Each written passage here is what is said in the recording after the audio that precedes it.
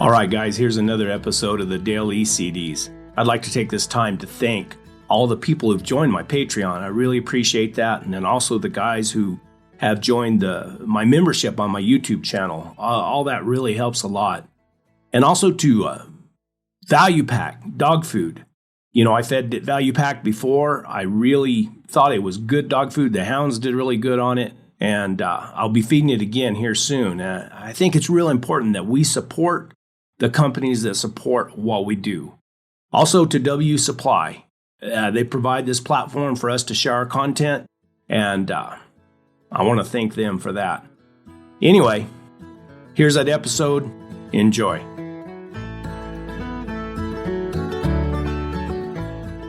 Well, this is another little story about when we was hunting for the biological survey.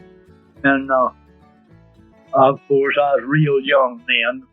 Well, Clay and I were camped up there at that Wallenberg Ranch right there at the south end of the fort of the Hickory Apache Indian Reservation.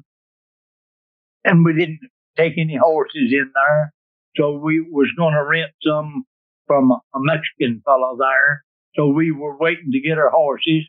So we went on over to an old cabin a few miles from this Wallenberg Ranch and camped there. And there was a barn there where we could keep our dogs in because it was bitter cold. Now, it was in January and there was a lot of snow on the ground. Well, we had to get out and hunt, so we was doing it afoot. So one morning we climbed out on a little rim there, and I had a little pack on my back, little stuff, and was very careful to put in a good flashlight. And so I went quite a ways back around that rim, and I hit a line track, and it was old, but the dogs could trail it in the snow, and we trailed it a long ways, and it never did get any pressure. So I took them off and decided I'd try to get back to camp.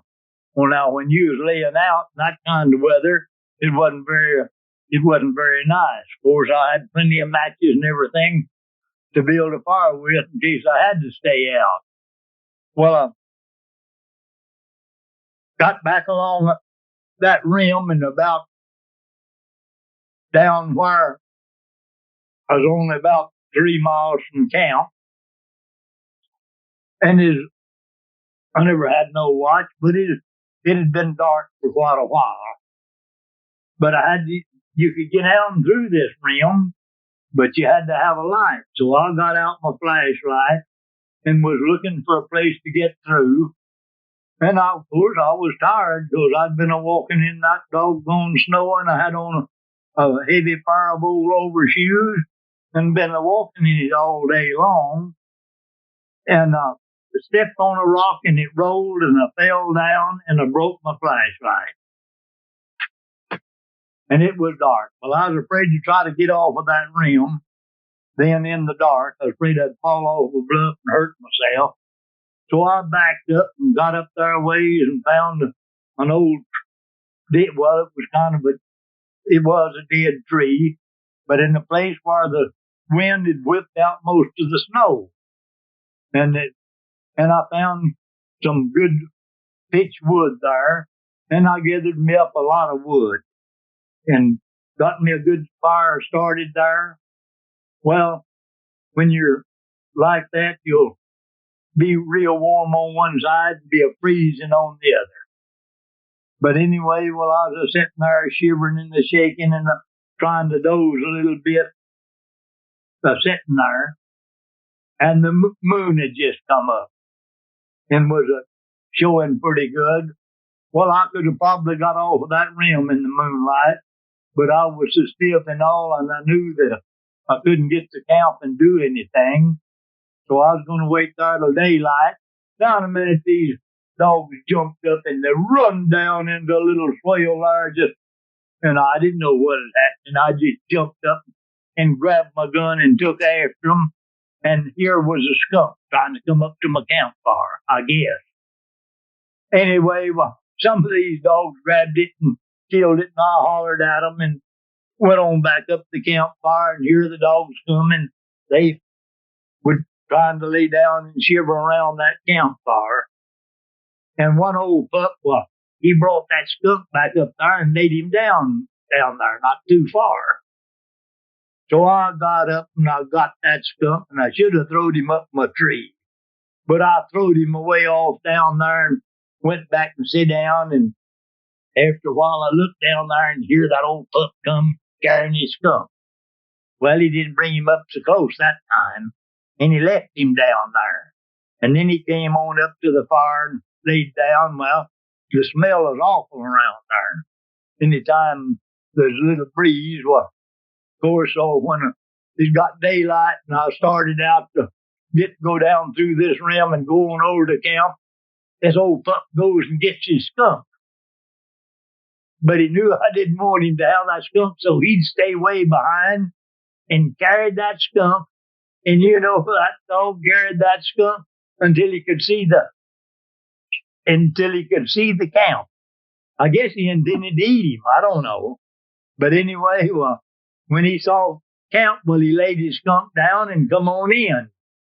And that was quite an experience, and that was a miserable night, because I know it was way below zero. Well, this hunt took place right after I'd been up in Oregon, helping Fred Arsner. And I'd been gone, as I remember, 4 or 5 months. And I got home one day, and the next day Clell came after me. Now, he and a cousin had to camp in Wood Canyon, which is in the north end of the Cherry Cows, right close to Old Cochise Head, which is a famous landmark in those Cherry Cow Mountains.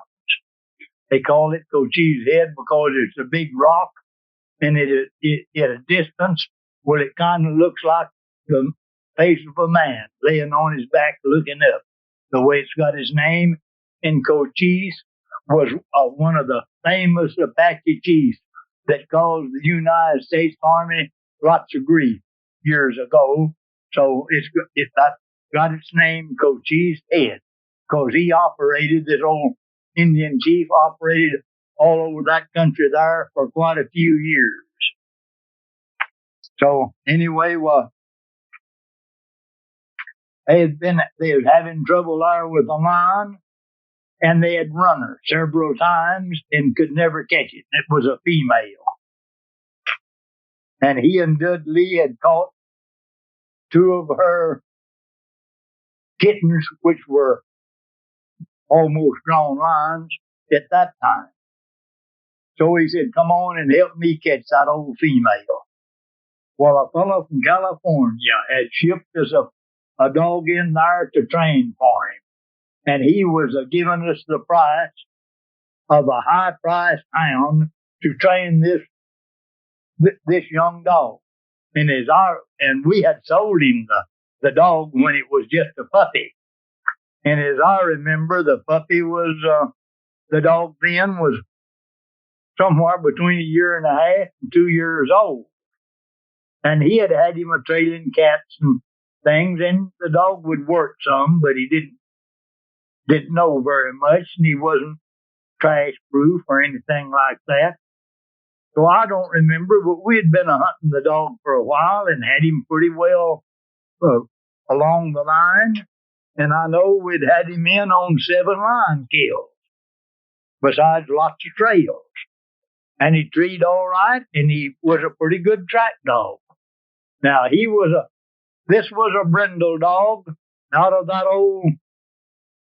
a grandpup of that old dog we got from old man Hessig that was supposed to be a German bloodhound.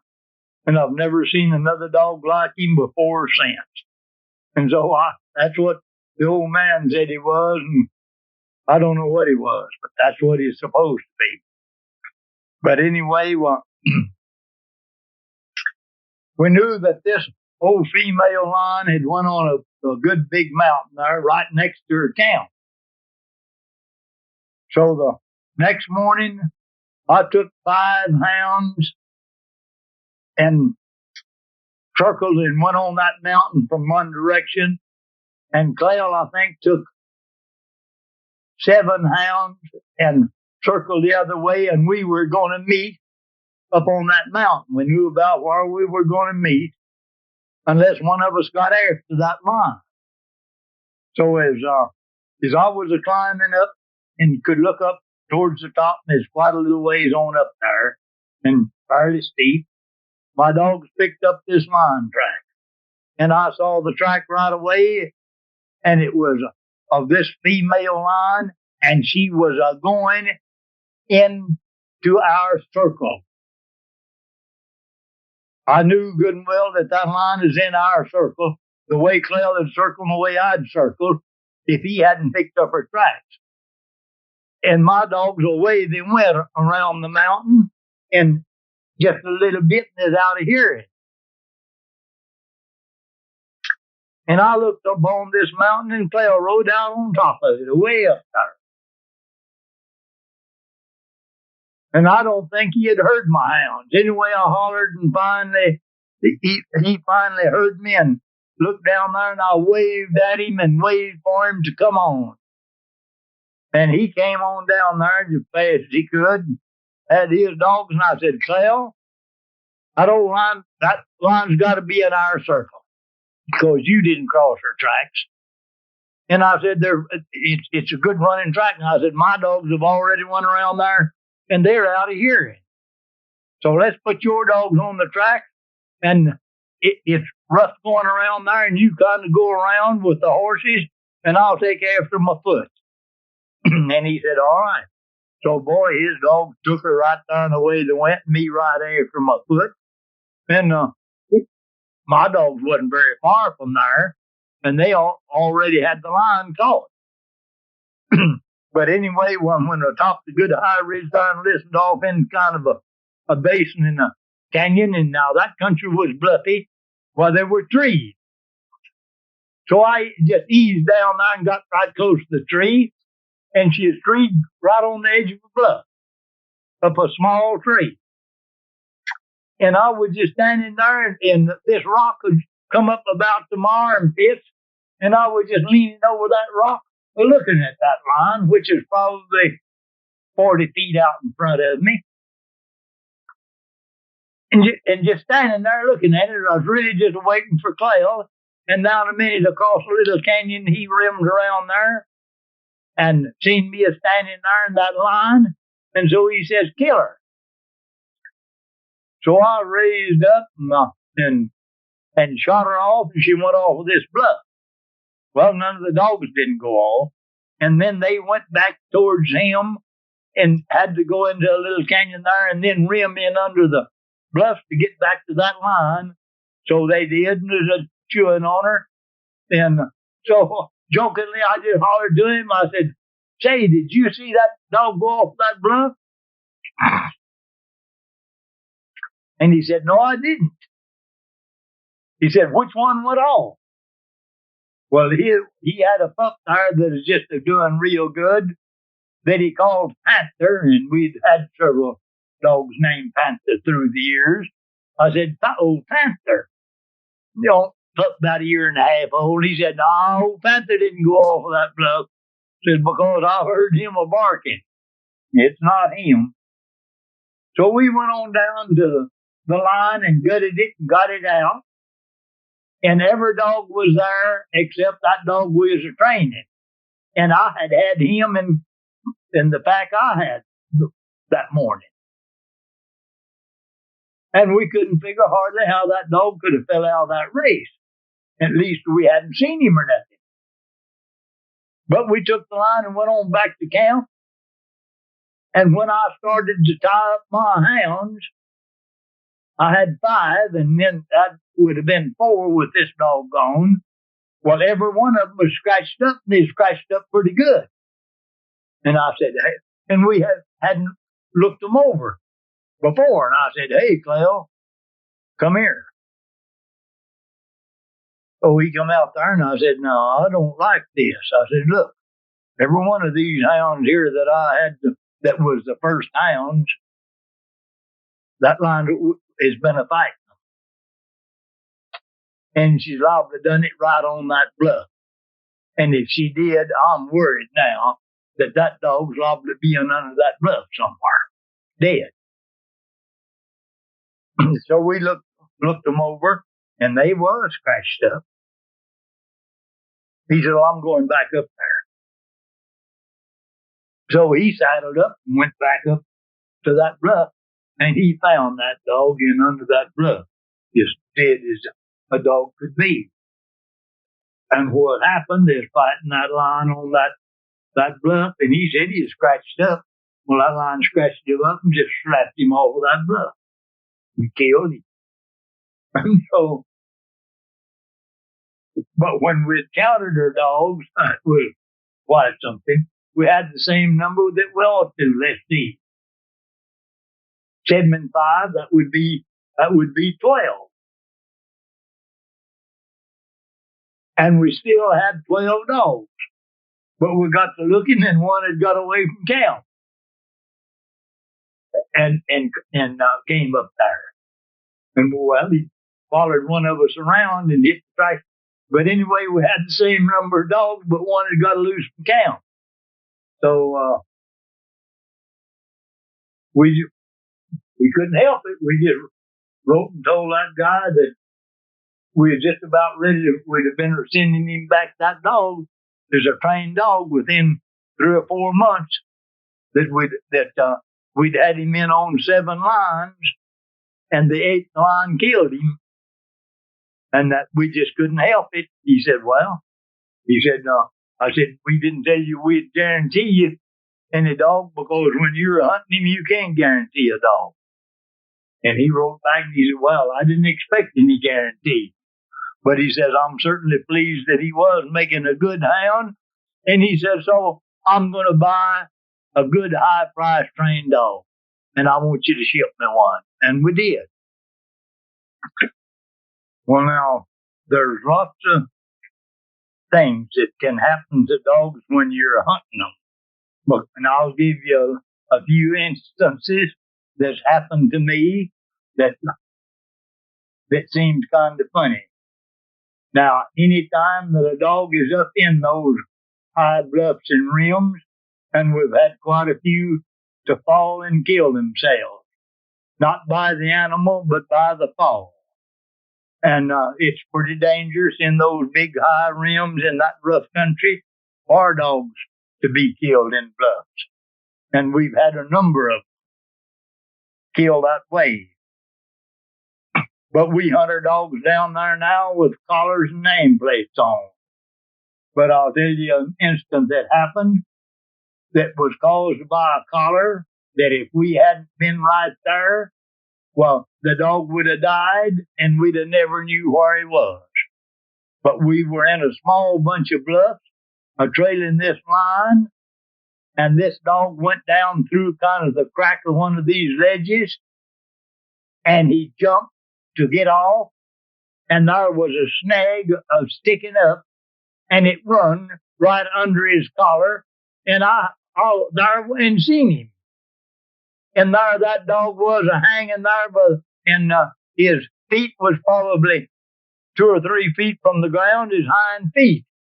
And the stop was running through his collar and sticking up there, an old dead snag that was stout, 6 inches from his collar. And there was a guy right there just in below me. And when I saw this, I hollered at him. I said, get around there and get around there. That blue tick is a choking to death. He's run a stop in his collar. And he said, why? I said, just right around there from you. You're lots closer to him than I am. And he run around there and then heard the dog was choking and jumped around there and grabbed him and lifted him off of that stop. And he would, all right, well, now that's the hazards of hunting your dogs in that country with the collars on. Because if I hadn't have been right there and seen that dog would have choked to death there, and we'd have never found him. If it had been a miracle. And we would have never known what happened to that dog. Now, I've lost quite a few dogs that I never did know what happened to them. I think some of them was actually killed by the animal they were pursuing, and I imagine that some of them fell off a bluff and that kind of stuff. Because in my career, I've lost quite a few that I'd never have them on a track and never see or hear of them again, and it would be impossible to trail them up and find them.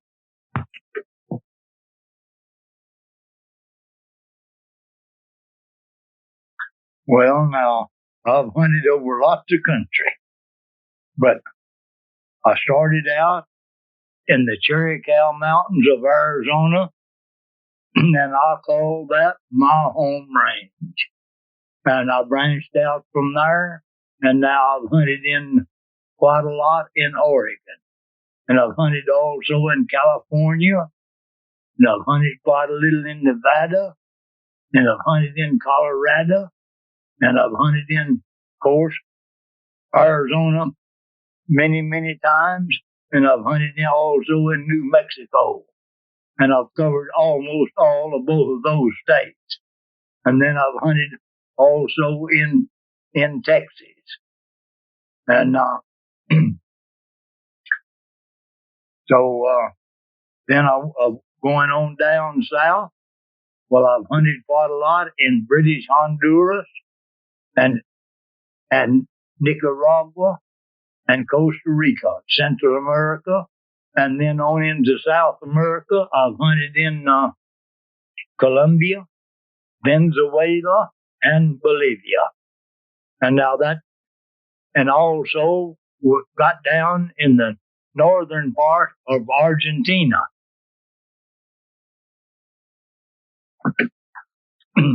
Well, now, I've covered lots of country hunting, and that's the way I was making my living, and I really did enjoy it. Now, distance didn't make any difference to me. Now, just as it, while I was in the Army over there, and after the war was over in Germany, we were in there for a while, and some of the high officers were interested in hunting, and they had that big Russian boar there, which was the ones that is brought over here. There's very few of them now that is of the pure strain. They're mixed with some of our domestic hogs. But over there, they had quite a few that were pure Russian boars. And they was talking to me, and they said, "Would you get out here and find us some dogs? And if we can possibly pull it, well, we'll go on a big boar hunt." So I got busy and went all over that country. Of course, at the Army expense and in Army vehicles. And I made a couple of trips when I'd be gone 2 or 3 days, and I located some dogs that they said were boar dogs. I never did get a chance to hunt them, and we were getting pretty well lined up. And then something happened right quick, and we had to pull out of there, and we never got to go on that hunt. But I'd enjoyed that hunting a wild boar, because I hadn't been able to do any big game hunting for quite a while. That game hunting over there when I was amongst those Germans was a different proposition, because they'd shoot at you and they'd kill you. But another time, just as it was getting bad over in Vietnam, there's a sportsman down there and a big game hunter, and he's also guided mostly for sheep and deer in Mexico. His name is George Parker, and he's a good friend of mine and a good fellow, and I've known him for many years. And so he came to me and he said, I was just over to Vietnam on a big game hunt. And he said, they have really got the game there. And he had quite a few trophies come out of there. And he said, they've got a good bunch of Bengal tigers there. He said, now, do you think that dogs could handle those Bengal tigers? I said, well, George, I don't know, of course, I have never had any experience with a Bengal tiger, but they can sure handle an African lion. So they should be able to handle a Bengal tiger, but it might take lots of dogs.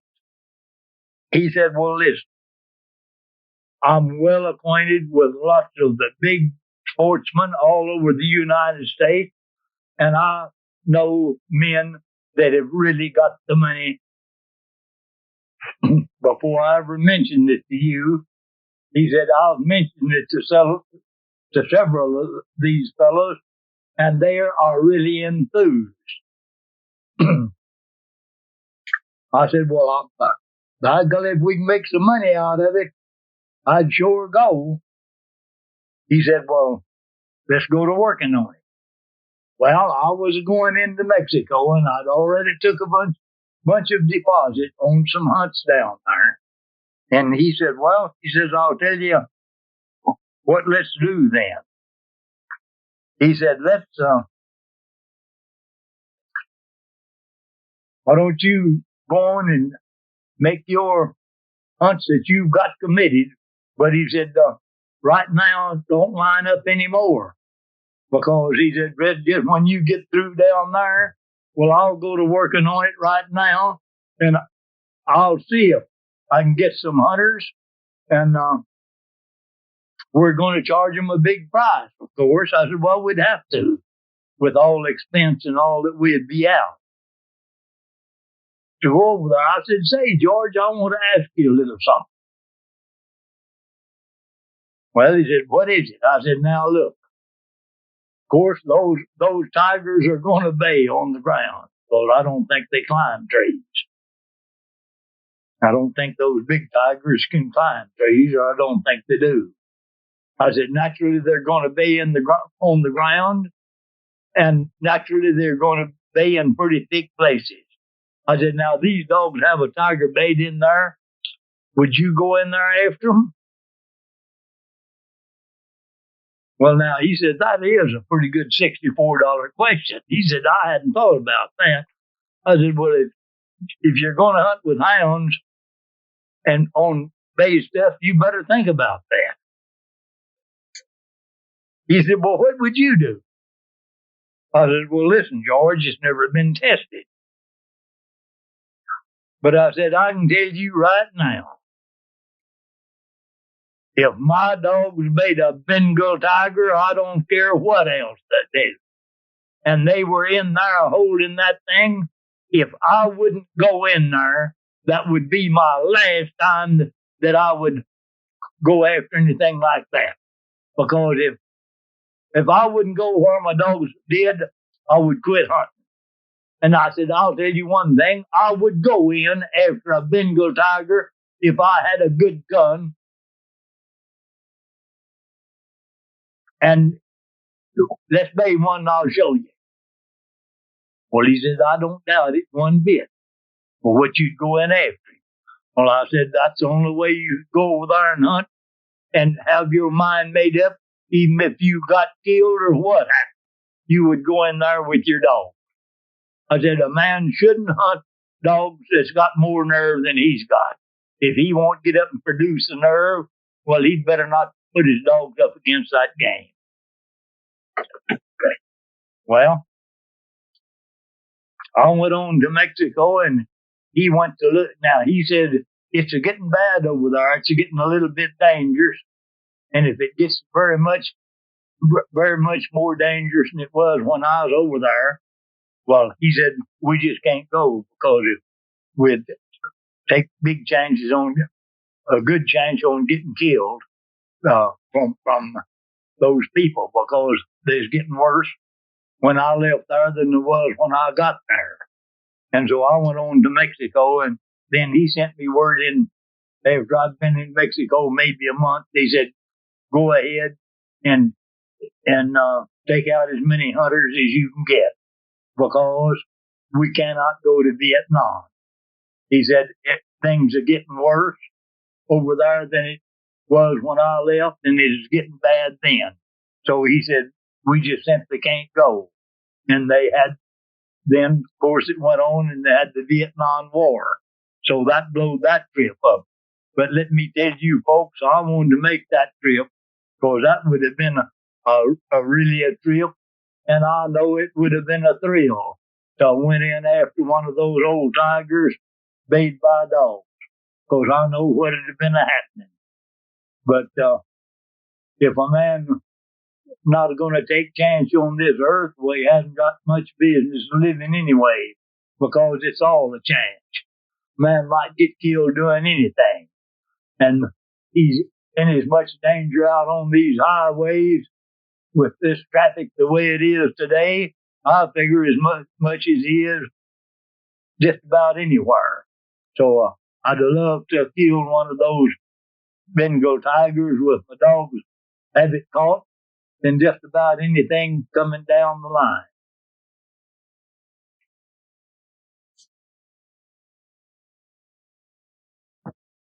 Well, now, folks, this story came out in Outdoor Life of 81. A story about a jaguar hunt in Bolivia, South America. Well, now, we had went down the Rio Yacapani on this hunt, and the Rio Yacapani is a tributary to the Amazon, which is by far the largest river in South America. And it's a big river because it headwaters in the east and runs out to the ocean to the west. It runs from across South America, and of course it's got many tributaries and many rivers coming into it. Well, while we were hunting on the Rio Yacapani, just really down where it had come out of the mountain. But anyway, we went over as far as we could to the edge of the river and hauled our stuff over there. And we got boats and a couple of big old tree boats dug out of trees. And then we had an aluminum canoe that we had borrowed from some missionaries. And those missionaries really gave me the best information about the country and the game than any of the natives did. But I kind of made one of these missionaries a little bit mad one day. Now, we were down amongst where they had those wild Indians. And I mean, they were wild, just as wild as any wild animal that come down the line. And this missionary says, now listen, if you are out there and you run onto any of those wild Indians, don't you do anything to them, no matter what they do to you. I said, well, we'd better have a little understanding here about this. I said, now, according to you, the good Lord sent you down here. I said, well, he didn't send me on this business that I'm on, because I come on my own hook to take these people hunting for jaguars. And I said, do you mean to tell me that if those Indians are trying to kill me, and they possibly would, not to do anything to them? He said, no, sir. Don't you do anything to them if they kill you. I said, well, now, I don't agree with you there. I said, now, I'll tell you what's going to happen. If I do run onto those Indians and they do really try to hurt me or harm me or kill me, I said, I'm going to protect myself, and I'm going to have some good rifles. Oh, don't you do? I said, well, all right. But they did. They loaned me this canoe, and then another fellow there in Santa Cruz, he loaned us an old wood outboard motor. I think it is an 8-power. So we met this party there, and they were two lumbermen out of the state of Washington that had hunted with them before. And away we went. Well, we got over on that river, so we floated down it quite a ways. And count, and we didn't. And I called Jaguars that night and didn't hear anything. So we floated on down a ways the next day, and then found quite a lot of jaguar sign along close to the river and in the sand. So we made it kind of a permanent camp where it was going to be camped for a few days. And so then I'd go up and down that river and call, and one of these men was a man up in years, and his son, which I imagine is a man 40, 45 years old. And so I told him then, I told this young one, I said, you go with me one night and your dad go with me the next. So they done that and we hadn't got a run at a jaguar for a few nights. And finally one night, they said they was tired and they wanted to sleep in. And I said, well, for goodness sakes, one of you go with me. Because if you don't, I'm going to call, this is the night that I'll call a jaguar right up. And I know the jaguars roar in this country, and they roar good. Oh, no. Said, if you get one to roaring, well, come back after us. I said, all right. If that's the way you want to do it. I said, that's the way we'll do it. So I told two natives, and this fellow had helping me, this young fellow, Dan Bush. He is a Jack Mormon. And he had 2 or 3 dogs there, and I had the rest of them. I think we had 8. I think he had 3, and I guess we had 8. And I had 5. So I got him and those natives up the next about midnight, and I said, well, let's start down this river. Just a paddling in that canoe. And I said, we'll see if we might get the answer of a jaguar. Well, now all of those rivers down in there, they wind. They don't hardly run in a straight line for any distance. They just make big curves. Well, every place they curve is a big sandbar, because that's how the water runs when it's real high. And this was the dry season, and the water and the river was low. So we floated along, and I was up in the front of the boat, and I would take that old gourd and call every little bit. Well, we didn't hear a thing. And we went on down for about 2 hours. So we hit a real big, long sandbar. So we docked the boat, and one of these natives and I got out, and Dan Bush and the other natives stayed there at the boat. And we walked right down through the middle of that sandbar, which I imagine was close to about a half a mile long. And when we got to the lower end of it, well, we sat down in the sand, stayed there quite a little while. And I made some calls and some good ones. And we didn't hear a thing. So we got up and just walked back slowly towards the boat. And every little bit I'd call. Well, I'll bet that we wasn't over 200 yards from that boat. And I made a call, and we were standing there just a little bit listening. And on the same side of the river that we was on, a jaguar really cut loose. And from the first roar, we could hear it plain. So we hurried on back up to the boat, and I said, take me across the river to that other sandbar and kick me out on that sandbar. And then you fellas take this boat and go back up the river, and by golly, you paddle it and everything, no matter if it is hard, until you're sure you're out of the hearing of that jaguar and me before you start that motor, to help you get this boat up that river. And this Dan Bush says, well, says, I forgot my flashlight. I said, well, I asked you if you had everything, and you said yes. Well, I thought I did, but says I was half asleep, and I haven't got my flashlight. I said, well, go on up in the dark.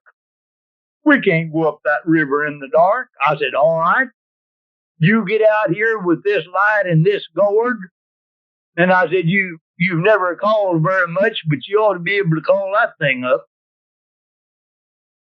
And I said, and call that jaguar up, and I'll go back up the river in the dark and get those dogs and one of those hunters and come back. You're not going to put me out there on that sandbar calling that thing if I got a light or any other way. I'm not going to get out there by myself. I said, no, I've come to the conclusions that you really need a guardian to take care of it. You're not a man yet. Well, he said, I'm so old, which is plenty old to be a man. I said, all right, then go on up that. I can't go in the dark. I said, here, take this flashlight and give me that old 44 Magnum pistol. And I'll get out here in the dark and call that thing up. And I said, you haven't got the nerve to do that, have you? He said, no, I haven't. I said, okay, go on. So I got up a ways from the river on this sandbar, and I sat down in the sand, and what I had this gourd and this old 44 Magnum. I didn't have it on my belt. I just had it in the scabbard. And I had a blanket, and that's all I had. And so I went to calling it, and boy, that thing went to roaring. Well, now, see, that was long towards morning. It wasn't going to be too long. That was, by the time that took place, it is already, I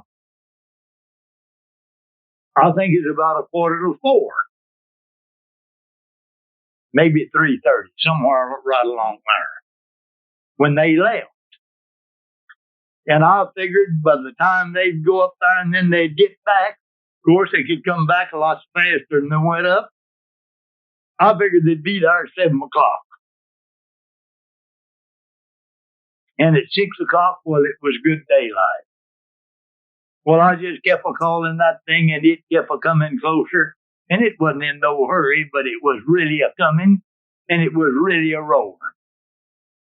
Well, just at 6 o'clock, when you could see good, it was roared right straight across the river from me. And I know it was right. If it hadn't been for the jungles, well, I could have seen it.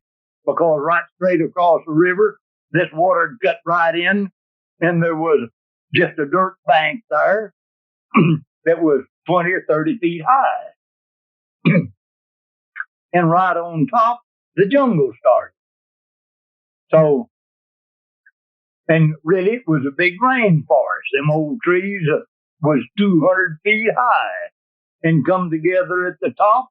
And you could just walk through there when the sun is right straight over you and never see a place where the sun is hitting the ground. It is twilight down in there. Well, the underbrush wasn't bad. Jungle wasn't bad to get through because it's kind of opening and you could get right through it. There was patches of stuff down in there, but you could get through it pretty good. Well, now I was so doggone sleepy that I could just sit down and go to sleep. So I looked at my watch, and it was, you could see good, 6 o'clock. Well, I figured they'd be there within an hour.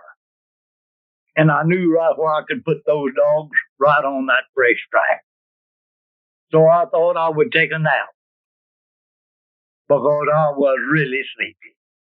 So I just got on my right side, and I covered up with that blanket, and I pulled me up a blanket of a pillar of sand, and I took that gourd and put right in under that blanket right against my stomach to keep it warm so that hide had stretched over it to make the call, wouldn't get moisture on it, and lacked up to where it wouldn't roar good. So just a minute I laid down, well, I went to sleep.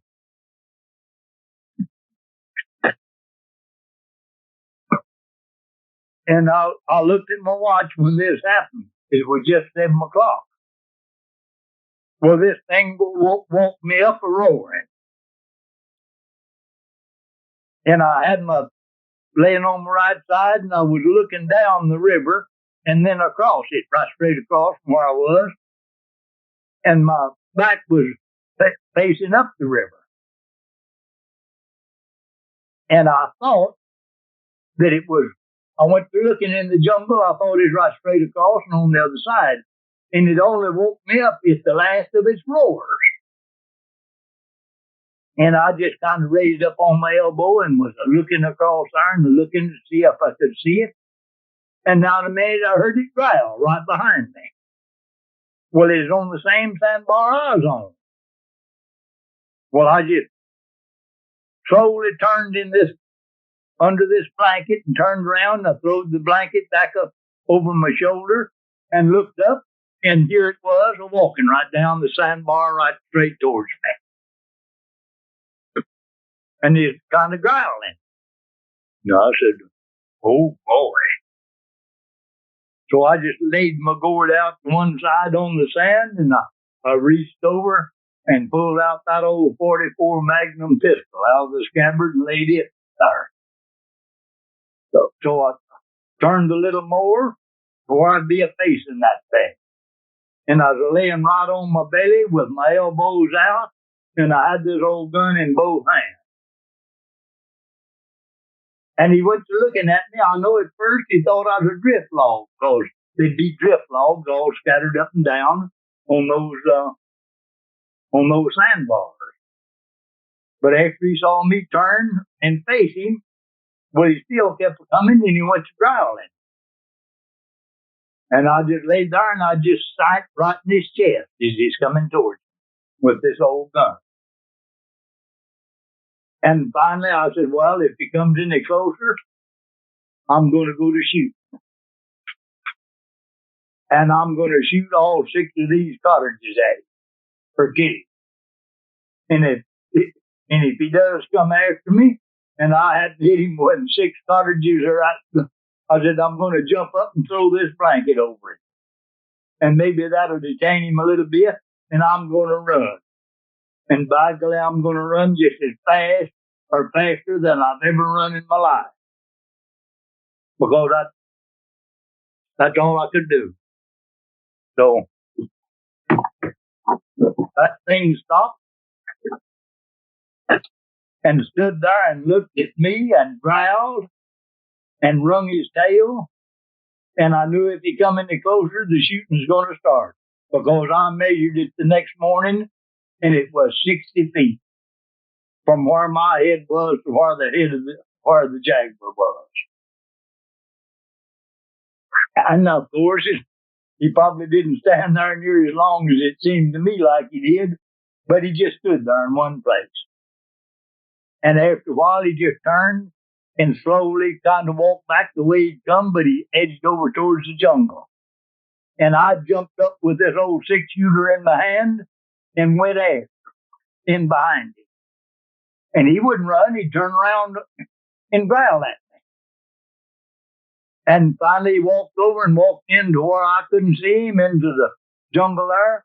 And he turned sideways just as he walked in. And I've never seen a jaguar before or since do that. He just stuck his tail right straight up and just wrung it and growled. And kind of laid his ears on his head, and that denotes that they might charge you or going to charge you. But he didn't charge. He just walked on into the jungle. Well, that was 7 o'clock. And I thought they ought to be there by that time, but they weren't. They didn't get there for another hour. And if I would have been a-looking, I could have seen that thing, because it went on back down the river then a ways and crossed back over to the side he'd just come from And if I'd have been looking, I could have seen him. But anyway, when they got there, well, we jerked the dogs out of that boat and we put them on the tracks right there. Now let's see how many dogs we had. We had old Drifter and Bobby and Jake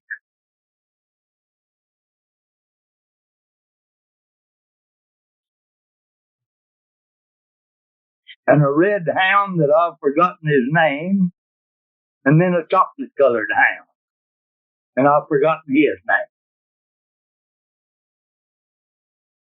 And away they went. Well, Drifter and Bobby was two of my experienced jaguar dogs that I'd hunted jaguars with them a lot in Mexico. One was a little spotted hound, and the other one was an English blue tick. And they went down, and they went right across the river. And this hunter said, "Are we going to take off our clothes?" I said, "Listen, we didn't come down here to take no bath. We come down here to try to kill a jaguar." I said, "Now we're going to hit that river just like we are. And it's not hardly, it's not swimming, won't come up over our waist. And as warm as it is, we're not going to be cold from being wet. So we just cross the river and come out on the other side." Well, I run off and left that damn bush and this hunter and one native, and I was trying to keep a native along with me. And he was scared of that jaguar, and I would run off from him. So I heard the dogs bay. They didn't go any distance till they bayed him very far. And all right, I was running to them, and this native went to hollering to me, "Here it is, here it is." And I turned around and run back to him. I must have run 50 yards because I thought he was looking at it. And he was just scared, and there wasn't no jaguar there. And I turned and heard him catch a dog, and I turned and run back. Well, when I got to those dogs, there was only one dog left. And there was, my old blue tick was hurt bad, and there stood the little spotted dog of mine with a big hump in his back and his head hanging down and blood running out, all out of his mouth and all.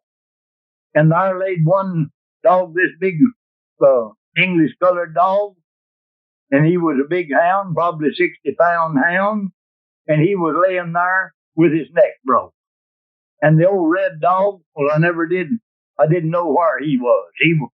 He wasn't there. And that left that chocolate-colored hound, and we went on after the jaguar. And here this jaguar run out, and I didn't get a chance to shoot at it because I was going to kill it. And it hit that dog and knocked it down, and it just rolled. Just rolled. And I'll bet he hit him with his chest. And the jaguar run to jump on him, and I jumped over there to kill the jaguar, and the jaguar just raised up and made one jump, and before I could even shoot or anything, well, he was out of sight. And that is it. The last dog was done for. So they come on up then, and we kind of dug a little hole there and buried that dead dog. And then we took some palms that we found there and made a kind of a little bag out of it. And we tied it on one of those natives' backs. And we finally got back to the boat. And that was kind of a sad procession going back. And we hadn't found the red dog. And we went on back to camp. And the next day we found that red dog down in below there. It's what they called a chickly camp. Now these natives was in there gathering that chickly. And they used, that was a kind of come off of a certain kind of a tree. And it's used to make chewing gum with. And that was a hunt that wasn't very successful. And we never got the jaguar either. But I've often thought just how I could have shot that thing on that sandbar, and I believe I could have killed it with that old 44 Magnum, because I believe I could have hit it that far off anyway.